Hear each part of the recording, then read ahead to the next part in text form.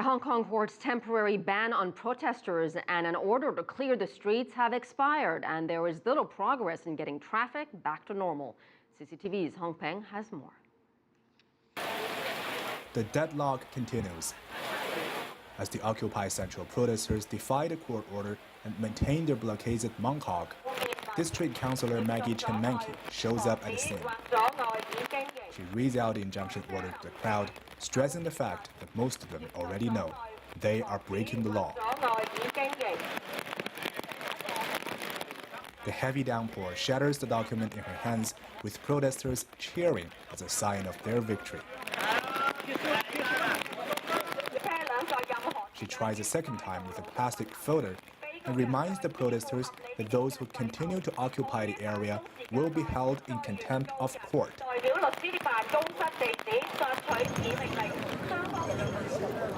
We returned to the scene the following day to find that protesters are not ready to follow the court order.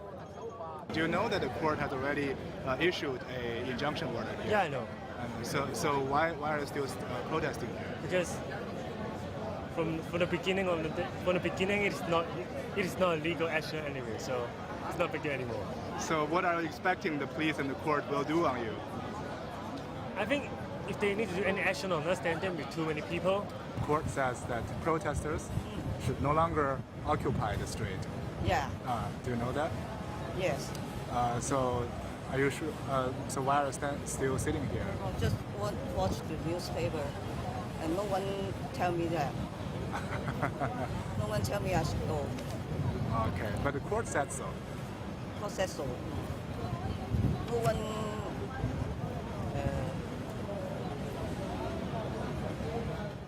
As the lady searches for an answer, some Hong Kong residents began to rally against the prolonged traffic blockade and support the enforcement of law. I support the government and the policemen. I must stand up for them. Look at those students. They don't go to school and study, but instead occupy the street and paralyze the traffic. Only eat hot pot and play mahjong here. The Occupy Central protesters are causing huge damage to Hong Kong society. That's against the interest of millions of Hong Kong people. With both sides rallying huge crowds, scuffles are often seen between the two camps. Policemen have to step in to separate them. There are also reports that protesters in Mong Kok were hit by bags of a mixture of feces and oil thrown down from high buildings, apparently by angry residents fed up with the occupation of their neighborhood. The situation here in Mong Kok and in all the other sides of the Occupy Central protest sees little progress following the court's injunction order. As it's now expired, the court is discussing whether to extend it and calls for protesters to evacuate, despite the fact that no one listens. Han Peng, CCTV, Hong Kong.